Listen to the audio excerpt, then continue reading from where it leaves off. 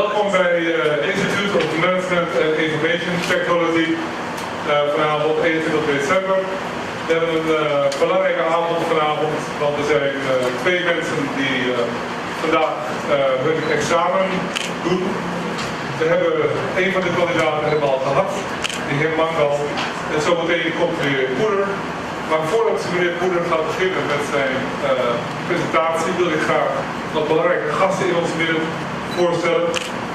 Uiteraard als eerste onze minister van Binnenlandse Zaken, de heer Salim. Hij heeft tevens een belangrijke rol bij Imit als medeoprichter 4 jaar geleden. Wij zijn er daar nog steeds heel erg dankbaar voor dat hij dat initiatief heeft genomen. Hij zit nu in een iets andere rol, maar heeft vanavond de tijd om bij ons te zijn, om het afstuderen van deze twee heren, om dat te mogen bijwonen. Ik wil een applaus voor meneer Salim, alsjeblieft.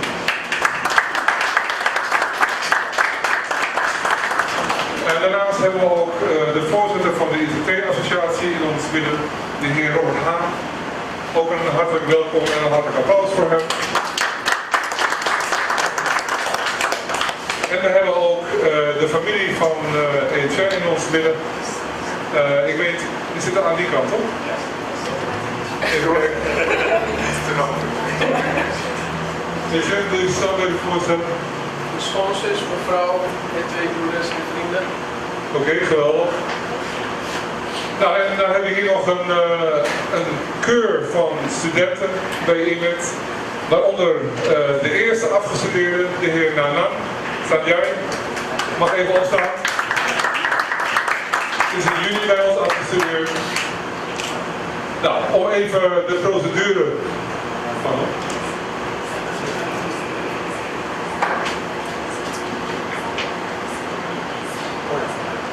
Ik was vergeten voor te stellen de secretaris van de minister. Ook een hartelijk welkom voor hem. Alsjeblieft. Nou, dan wilde ik ook voorstellen de leden van de examencommissie voor het afstuderen van de heer Poeder. De heer Poeder gaat voor zijn bachelordiploma.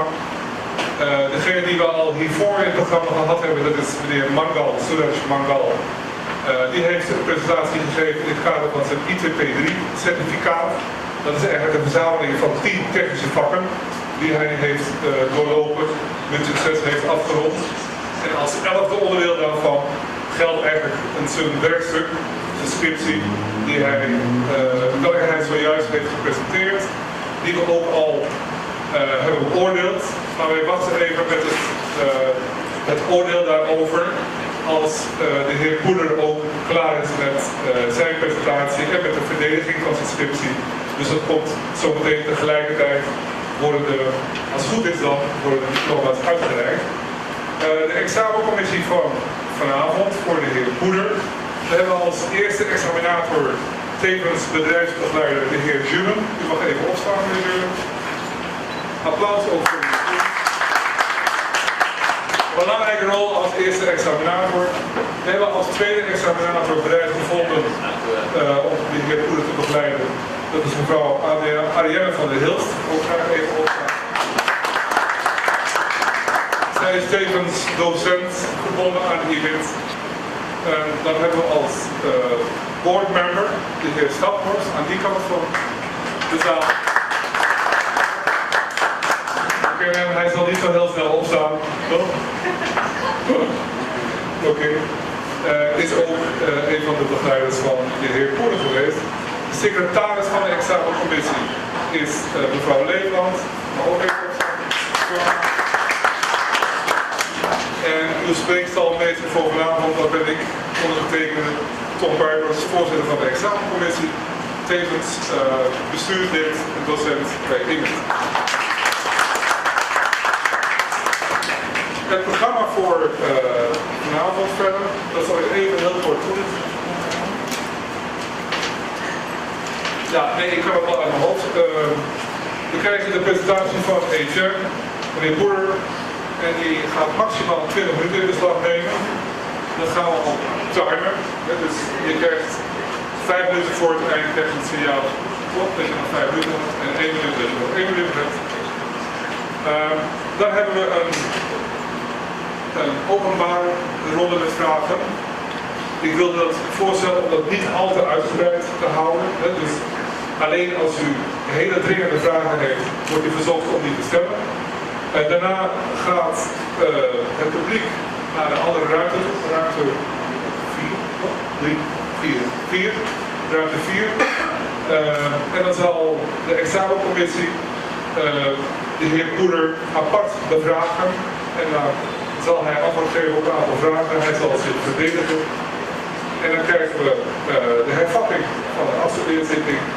En dan zullen we dus kennisgeving doen over het oordeel over de heer Mangal en oordeel over het werk van de heer Poeder. En dan is er nog een gezellig samen zijn met een hapje en een drankje. Dus ik wilde eigenlijk, als niemand hier vragen meer over heeft, wilde ik het woord geven aan de heer Poeder voor zijn presentatie van 20 minuten.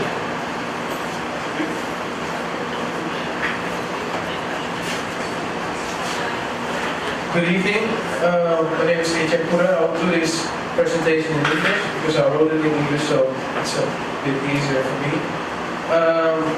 During this presentation, I will skip through some of the slides. It's not because I don't think it's important, but I only have 20 minutes, so I want to get to the core of conveying my points and results of this research. The title is Error-Proofing, Unleashing the Full Potential of High-Quality Software Development. This is an overview of the points I will be covering, and some of them I will be skipping, but you can ask afterwards if you have questions concerning the software. The relevance of this study. I want to share with you some of the remarkable defects that have caused a lot of impact and it affects you and me. For example, defects in software annually lead to about 1.6 billion in damages for the Dutch economy in the form of lost productivity and lost revenue. Defects cost money. Bugs in software powering the Therac 25 medical radiation therapy device have caused a number of patients to receive up to 100 times the intended radiation dose. 3 patients died as a direct result of this in 85 to 87. People actually die from defects in software. Obviously, there are many software products out there that lack the desired quality. There are particularly 2 popular test methodologies, TMAP and ICQB. TMAP is an abbreviation of Test Management Approach, and ICQB is International Software Testing Qualification Board, and both have done a pretty good job in structuring defects and identifying defects in software products. The only thing is, those are both are focused on defect detection. So what they do is they actually give you a structured and simple way to identify defects that have already been processed in the software products, which is not a bad thing, but it is not sufficient if you want to achieve high quality software products. This is my research approach. For now I'll skip through it, but you can ask questions afterwards. The only thing I want to say about it is I started with a problem statement and a theory, and I did some assessments in 4 companies. Those 4 companies either developed software themselves or they were highly depending on frequent releases of software. So all of them share a common denominator, which is they need to produce or they need to purchase high quality software. My problem statement: how can we decrease the prevalence of defects in the software development lifecycle of data management information systems? I started my research in Data, the biggest telecom company in Suriname, and the reason I expanded it was because I wanted to develop a solution that was robust enough for not only Data but other companies that were highly dependent on high quality software. So I did this research in an insurance company, a utility company, and a web development and standalone applications developer. software development lifecycle. It's a mouthful, but what it actually means is you are choosing steps to develop a software product from beginning to end. That's what it is. There are a lot of definitions out there, but this is what it is. What is quality? Quality is the capability of a software product to satisfy stated and implied needs and defined requirements when used on specified conditions. Here again, it's a mouthful, but what it actually means is if you have a software product, you want it to meet the standards that you have specified in the specifications under certain circumstances, and it needs to fulfill the user's needs. So for example, if you buy a bicycle, he can prove that he has tested the bicycle, but if I'm 6 feet, obviously I need some adjustments to use it to fulfill my needs. So high quality is not necessarily only a product that functions well in one circumstance, but it needs to fulfill all the user's needs, based on the user's needs. Defects. What is a defect? A defect is actually any deviation from the specifications from the product. If you walk into McDonald's, you see a hamburger, and your hamburger doesn't look like the one you saw and chose, you have a defect. It's as simple as that. In the beginning I was talking about defect detection. My team at ICT really focus on identifying defects if the defects are already in the software product. But this research was focusing on preventing defects. What is the life cycle of defects cost? First I want to show the differences between defect detection. Even meneer Nanel, ik denk dat geeft al meneer Poeder aan.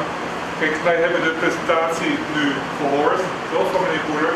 Maar die presentatie is een presentatie van een onderzoek wat uitgebreid gedocumenteerd is. En inderdaad, je moet dan ook zeg maar, de scriptie zelf ook bestuderen om zeg maar, tot de kern te komen, toch, van wat de essentie is van de oplossing die de heer Poeder beschrijft.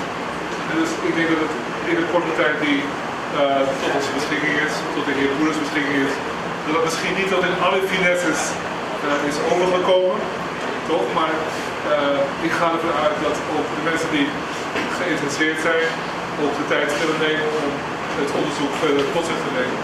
Dat is volgens mij openbaar, toch?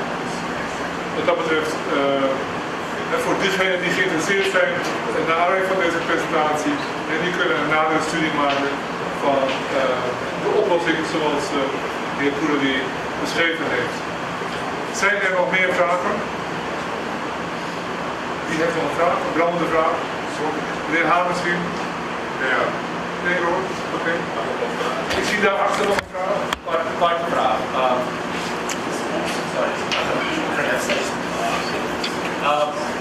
Have you formulated a way to become a change agent when you go into companies? Because obviously you have a new methodology that's not known to everybody. You know, as a tester, you don't want to code on board, right? So when you go into a company, you know, it's a very for instance, if a company doesn't have this type of methodology yet, right? Have you formulated a way to become this change agent when you go into a company to consult them, right? As a tester.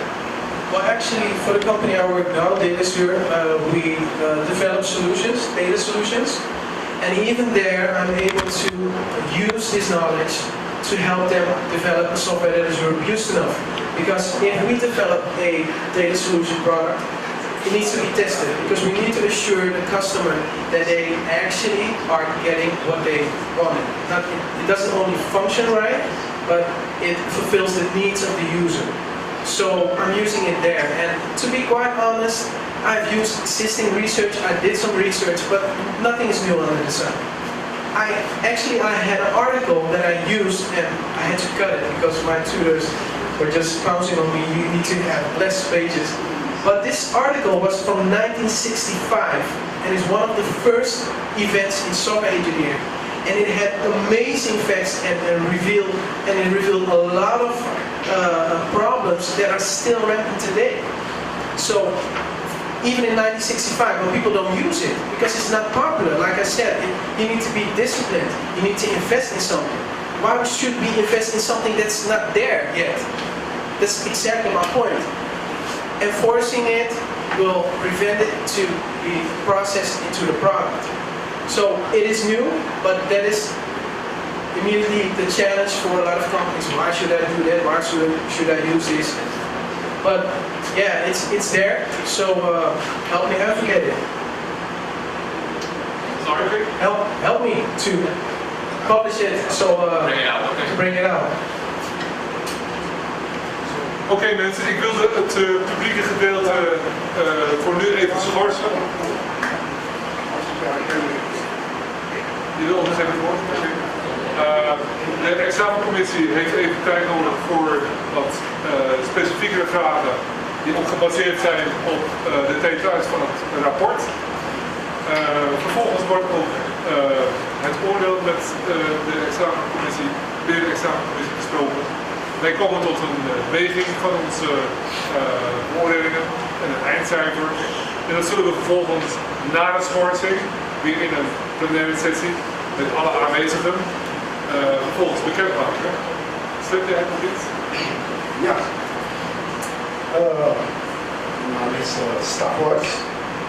Ik neem aan dat een paar mensen me kennen die me niet kennen. Nou, die zitten nu.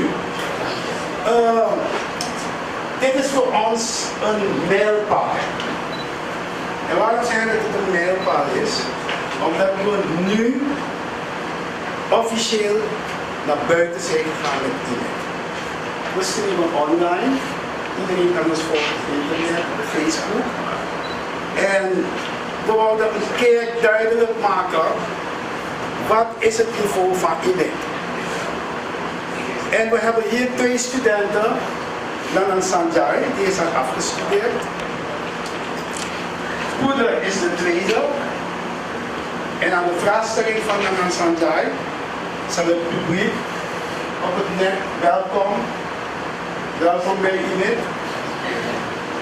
duidelijk zijn wat het niveau van Imit is. En er volgen meer afgestudeerd. Tenminste op dit niveau. Ik wil toch de minister van Binnenlandse Zaken, Mike Moussalim, creator, een van de founders van Imit. Het is begonnen bij Hemcom in 2001 met 30 computers en een gebouw. En het is nu Imit geworden en Hemcom. De geschiedenis ligt daar. Dus ik verwelkom Michael Moussalim als onze voorzitter buitendienst. Ja, ik bedoel, ik weet niet hoe ik hem moet noemen. Voorzitter buitendienst. Ik zie nog een hele hoop bekenden hier. Robert Haan, toen ze stappen zeiden, zag ik hem zo kijken, want ik denk van, ik wil die naam nou. Ik was vaak gehoord. Ja, half tennissuur kennen we maar ik niet. Maar ik ga kennis maken met hem straks. De examencommissie. Ja Tom, ik ga even intekenen, maar het is... Al die dames hier, ja, dat zijn alleen maar Imit-studenten hoor. Tenminste, behalve de familie van Poeder. En ik wil al die Imiters bedanken die ons dit punt hebben laten bereiken. En nog wat. Alle techniek in dit gebouw. De filmer, de editor, de streamer op internet zijn Imit-studenten. De hele technologie in dit gebouw. Boven het plafond, onder het plafond, onder de tafels zijn door Imiters gerealiseerd.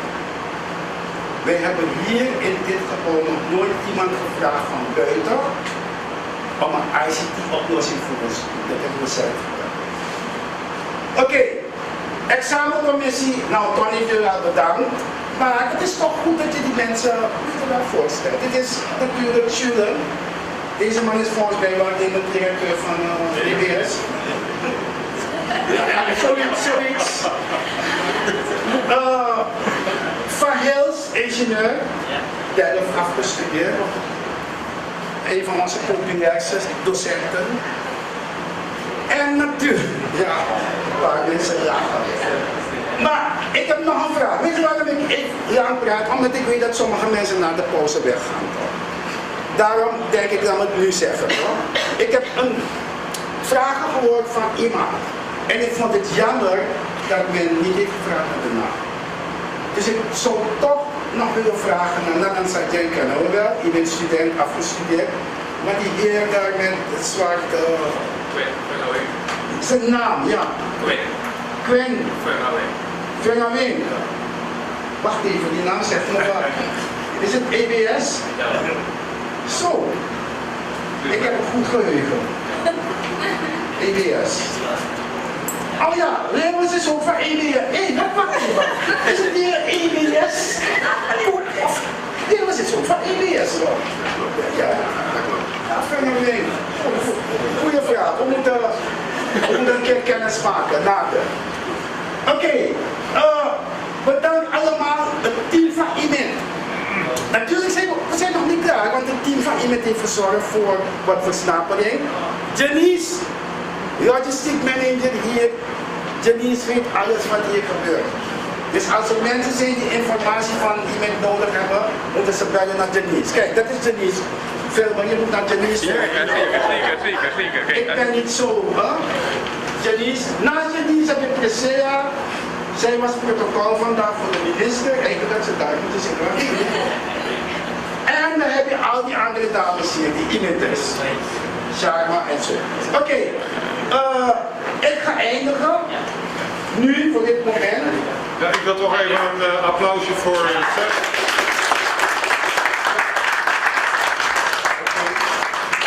Maar ik wil niks zeggen, maar ik kan nog aan het woord. Ook voor zijn onvermoeibare inzet voor Imit. Dag en nacht met Imit bezig. Dus ik wil in ieder geval mensen even uitnodigen om gebruik te maken van de catering. We hebben een hapje en een drankje voor je klaarstaan. En ondertussen zal de examencommissie zijn formele taak vervullen. Dank u wel. Oké, wat is de